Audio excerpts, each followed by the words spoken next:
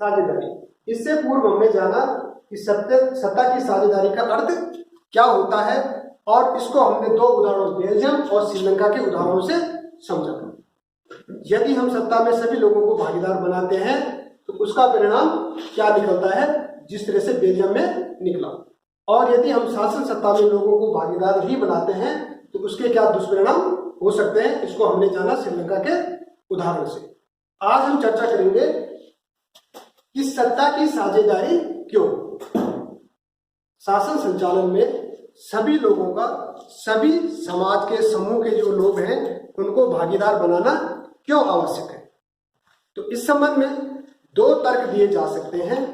एक तो पहला तर्क यह है कि सत्ता की साझेदारी में यदि हम क्या करते हैं, सभी लोगों को भागीदार बनाते हैं तो उससे क्या है, देश में लोगों के मध्य अलगाव की जो स्थिति होती है, लोगों के मन में बेगानापन होता है, वो उत्पन्न नहीं हो सकता है।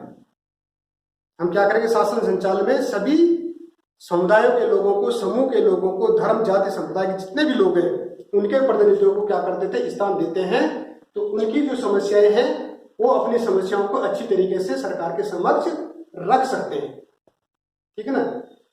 दूसरा तर्क यह है कि सत्ता की भागीदारी आवश्यक है क्योंकि यह लोकतंत्र की आत्मा के अनुकूल है। लोकतंत्र का अर्थ है लोगों का शासन। एक लोकतांत्रिक व्यवस्था में सभी लोग स्वशासन के माध्यम से जैसा वो चाहते हैं, जिस तरह के शासन प्रणाली वो चाहते हैं, अपने प्रतिनिधियों के माध्यम से या स्वयं के माध्यम से वो क्या कर सकते हैं, अपने लिए वैसा शासन संचालित कर सकते हैं। यही वास्तविक लोकतंत्र की अवधारणा। तो पहला जो तर्क है वो क्या है, युक्तिपरक है। युक्तिपरक जो तर्क है वो क्या करता है, लाभकारी परिणामों की ओर देखता है, उससे लाभ होता है। सभी लोगों को हमने क्या कर दिया, स्थान दे दिया, तो उससे क्या होगा, देश की जो समस्याएं होंगी वो स्वतः ही क्या हो जाएंगी, शांत हो सकती है। दूसरा जो तर्क है वो तर्क कहलाता है नैतिक तर्क। क्या तर्क है, नैतिक तर्क। जो तर्क होगा वो कौन सा है, युक्तिपरक या लाभकारी परिणामों की अपेक्षा करने वाला या लाभकारी परिणाम देने वाला। दूसरा जो तर्क है वह है नैतिक तर्क। सत्ता की साझेदारी के इस अध्याय में आपके पास एक केस स्टडी है। केस स्टडी इस प्रकार से है, एक लड़की है एनीते, क्या नाम है उसका, एनीते, कहाँ की निवासी है, बेल्जियम की, और ये पढ़ती है उत्तरी बेल्जियम के एक स्कूल में जो कैसा है, डच भाषी स्कूल, यानी कि डच माध्यम में वहां पर पढ़ाई होती है। लेकिन उसके साथ के जो अन्य उसके साथी हैं वो कैसे हैं, फ्रेंच भाषा बोलने वाले हैं, और वो चाहते हैं कि उनकी भाषा, उनकी जो पढ़ाई है वो फ्रेंच भाषा में ही हो। कौन, एनीते और उसकी जो अन्य दोस्त है। एक और लड़की है, कौन, सेल्वी। कौन है, सेल्वी, जो कहां पढ़ती है, श्रीलंका के कोलंबो को किसी एक स्कूल में पढ़ती है, और कौन सी भाषा बोलने वाली है, तमिल भाषा बोलने वाली है। और ये जो स्कूल है वो किसमें चलता है, वहां सिंगली भाषा वहां पर बोली जाती है, माध्यम उसका सिंगली भाषा है, लेकिन अपने आप ये कौन सी है, तमिल भाषा भाषी है। ये भी और उसके जो अन्य तमिल भाषी जो साथी हैं उनके माता पिता चाहते हैं कि उनकी पढ़ाई भी तमिल भाषा में ही हो। अब आप लोग ये बताइए, ये जो दो व्यवस्थाएं हैं, इन व्यवस्थाओं में रहने वाली दो लड़कियां, एनीते और सेल्वी, इनमें से किस लड़की की जो अपेक्षा है, उनके माता पिता की जो अपेक्षा है पढ़ने के लिए, भाषा को चुनने की, कौन पूरी कर सकता है, कौन सी सरकार पूरी कर सकती है, बेल्जियम की अथवा श्रीलंका की, बताइए। बेल्जियम की, बिल्कुल सही। क्यों, क्योंकि बेल्जियम में ऐसी सरकार है जिसने क्या किया है, सभी संप्रदायों के लोगों को, सभी भाषाभाषी लोगों को शासन सत्ता में उचित स्थान दिया है। जो लोग जिस भाषा में अपनी शिक्षा प्राप्त करना चाहते हैं वो उनकी भावनाओं की कद्र कर सकते हैं। तो एनिते की जो इच्छा है वो पूरी हो सकती है, विपरीत इसके सेल्वी के, क्योंकि श्रीलंका में क्या है, बहुसंख्यकवाद है। वहां पर प्रत्येक चीज सिंगली भाषा में ही होगी। सिंगली भाषाभाषी जो लोग हैं वो तमिल भाषाभाषी लोगों की भावनाओं की कद्र नहीं कर सकते, इसलिए सेल्वी की इच्छा पूर्ण होने वाली नहीं है।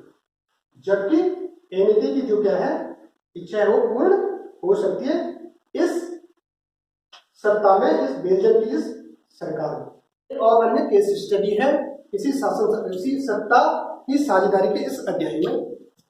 केस स्टडी इस प्रकार से है। विक्रम और बेताल की कहानी सभी ने सुनी होगी। विक्रम और बेताल जा रहे हैं मोटरसाइकिल में एक रात, काली घनी अंधेरी रात है। विक्रम मोटरसाइकिल में जा रहा है, पीठ पे उसके कौन है, बेताल है। विक्रम को नींद ना आए इसलिए बेताल विक्रम को एक कहानी सुना रहा है। क्या कर रहा है, एक कहानी सुना रहा है। और कहानी इस प्रकार से है कि एक देश है लेबनान, उसकी राजधानी बेरूत। वहां का एक व्यक्ति है खलील। क्या नाम है, खलील। खलील के जो माता पिता हैं वो अलग अलग संप्रदायों से आते हैं। माता उसकी क्या है, सुन्नी मुसलमान है, और पिता क्या है, एक ईसाई है। दोनों अलग अलग होने, जैसे आजकल होते हैं वर्तमान समय में, ये कोई बड़ी बात नहीं है। आजकल होता है विभिन्न जाति संप्रदाय के लोग आपस में क्या कर लेते हैं, शादी कर लेते हैं।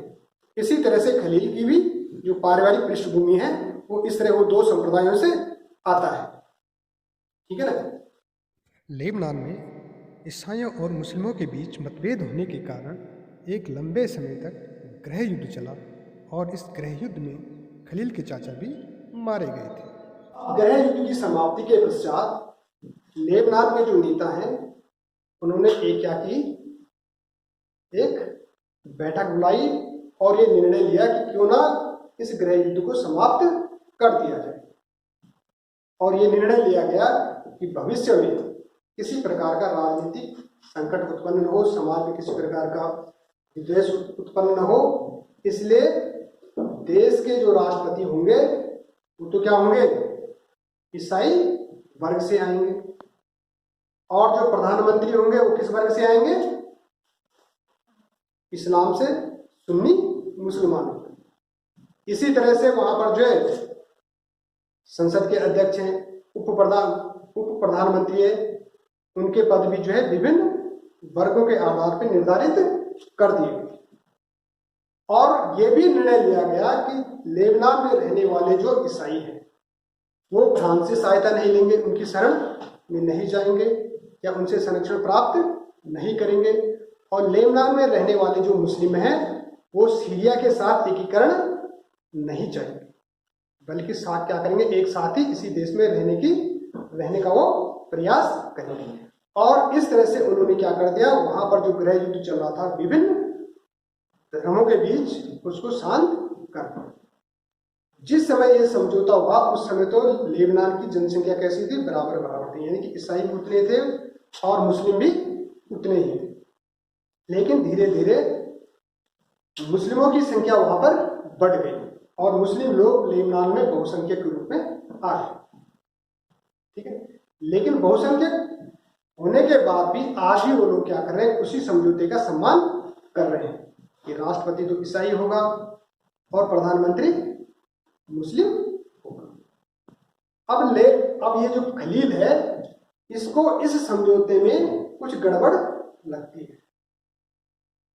गड़बड़ क्या लगती है, गड़बड़ ये है कि वो क्या है, दो भिन्न संप्रदाय के जो माता पिता है उनसे आने वाला व्यक्ति है, लेकिन वो किसी भी धर्म में विश्वास नहीं करता, ना तो ईसाई धर्म में विश्वास करता है ना इस्लाम में विश्वास करता है। उसका कहना है क्यों ना जैसे अन्य लोकतांत्रिक देश है वहां पर क्या है, सामान्य रूप से चुनाव होते हैं जिसको ज्यादा वोट मिलेंगे वही राष्ट्रपति, प्रधानमंत्री या अन्य पदों पे बैठ जाते हैं। तो क्यों ना लेबनान में भी ऐसा ही हो, धर्म को दरकिनार करके सीधे सभी वर्गों के लोग चुनाव लड़ें और जिसको ज्यादा वोट मिले वो प्रधानमंत्री या राष्ट्रपति बन जाए। क्योंकि खलील न तो ईसाई है और न मुस्लिम धर्म को मानने वाला है, तो न तो प्रधानमंत्री बन सकता है न वो राष्ट्रपति बन सकता है। ये उसकी समस्या है। लेकिन उसके जो बड़े बुजुर्ग हैं उन्होंने गृह युद्ध देखा है, किस तरह से लोग गृह युद्ध में मारे गए थे। उनका कहना है कि नहीं, यही व्यवस्था ठीक है, जो व्यवस्था समझौते के बाद से देश में आई है वो दोबारा से किसी भी उसी प्रकार के गृह युद्ध का सामना नहीं करना चाहिए। अब इतने में जो है विक्रम और बेताल जो मोटरसाइकिल में रात को जा रहे हैं, एक टावर के पास पहुंचते हैं, टीवी टावर के पास पहुंच जाते हैं और वहां पर वो थोड़ा रुकते हैं। बेताल विक्रम से पूछता है, समझौते की याद भी दिलाता है कि अगर उसे उत्तर पता है और स्पष्ट जवाब नहीं देगा तो उसकी साइकिल क्या हो जाएगी, मोटरसाइकिल जाम हो जाएगी, वो आगे नहीं बढ़ सकेगी। और प्रश्न पूछता है कि यदि तुम्हें विक्रम को लेबनान का कानून बनाने के लिए कहा जाए तो क्या तुम उस कानून में फेरबदल करोगे या पुराना ही कानून लागू? इस स्थिति तुम्हारे पास है कि क्या तुम जो है विक्रम की सहायता कर सकते हो इस उत्तर को देने में। तो विक्रम को क्या करना चाहिए, लेबनान में जो समझौता हुआ उसी के अनुसार सरकार चलनी चाहिए या उसमें कुछ वो फेरबदल करवा दे। बताइए, लेबनान में विक्रम यदि अपनी तरफ से क्या करता है, कानून में परिवर्तन करता है और उससे कोई समस्या आ जाती है तो देश के लिए क्या होगी, स्थिति बुरी हो जाएगी।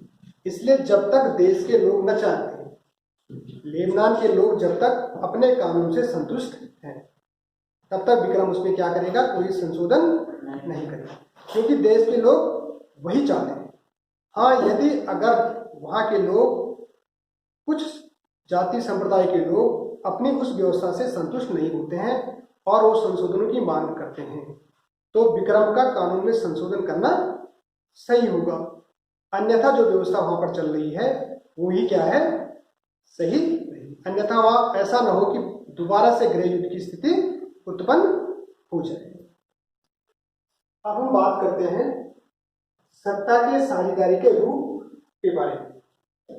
इस सत्ता की साझेदारी के विभिन्न रूप क्या हो सकते हैं। लोकतंत्र का एक बुनियादी सिद्धांत है कि राजनीतिक शक्ति किसमें निहित होती है, जनता में निहित होती है। जनता जैसा चाहे उसी तरह से शासन चला सके। लोकतांत्रिक व्यवस्था में देश में रहने वाले विभिन्न जाति, संप्रदाय, भाषा के जो लोग होते हैं उनकी भावनाओं को उचित सम्मान दिया जाता है और सभी की शासन सत्ता में भागीदारी सुनिश्चित की जाती है। वर्तमान जो स्वरूप है लोकतांत्रिक व्यवस्था का, उसमें हम सत्ता की साझेदारी के विभिन्न रूप देखते हैं। कुछ प्रचलित रूप इस तरह से हैं, जिसमें पहला है सरकार के जो विभिन्न अंग होते हैं, जैसे विधायिका, कार्यपालिका, न्यायपालिका। इसमें शासन सत्ता को क्या कर दिया जाता है, बांट दिया जाता है। किसी एक व्यक्ति, एक संस्था, एक समूह के हाथ में संपूर्ण शक्ति निहित नहीं होती है। दूसरे आधार पे सत्ता की साझेदारी को सरकार के विभिन्न स्तरों पे बांटा जाता है, जैसे केंद्रीय सरकार, राज्यों की सरकार या स्थानीय सरकार। जैसे भारत में केंद्र की सरकार अलग है, विभिन्न राज्यों की सरकारें अलग है और इसके साथ ही स्थानीय सरकारें भी होती है। जैसे गांव के लिए होते हैं त्रिस्तरीय पंचायत चुनाव होते हैं, शहरों में नगर पालिकाएं होती है, नगर महापालिकाएं होती है। तो ये क्या है, स्थानीय सरकारों के उदाहरण। इसके अलावा कुछ सामुदायिक सरकारें भी होती है, समुदाय विशेष की सरकारें। इसका उदाहरण आपने बेल्जियम में देखा होगा, वहां पर अलग अलग सरकार है। डच भाषी लोगों की अलग सामुदायिक सरकार है, फ्रेंच भाषी लोगों की अलग सामुदायिक सरकार है। इसके अलावा कुछ देशों के संविधान में इस बात का स्पष्ट उल्लेख होता है कि सामाजिक रूप से कमजोर समुदाय और महिलाओं को विधायिका और प्रशासन में हिस्सेदारी दी जाए। इस तरह की व्यवस्था विधायिका और प्रशासन में अलग अलग सामाजिक समूहों को हिस्सेदारी देने के लिए की जाती है, ताकि लोग खुद को शासन से अलग न समझने लगे। सत्ता के बंटवारे का एक रूप हम विभिन्न प्रकार के दबाव समूह और आंदोलनों द्वारा शासन को प्रभावित और नियंत्रित करने के तरीके में भी लक्ष्य कर सकते हैं। लोकतंत्र में लोगों के सामने सत्ता के दावेदारों के बीच चुनाव का विकल्प जरूर रहना चाहिए। समकालीन लोकतांत्रिक व्यवस्था में यह विकल्प विभिन्न पार्टियों के रूप में उपलब्ध होता है। इस तरह आधुनिक लोकतांत्रिक व्यवस्था में विभिन्न तरीकों से एक देश में निवास करने वाले विभिन्न जाति संप्रदाय के लोगों को सत्ता में सहभागी बना सकते हैं।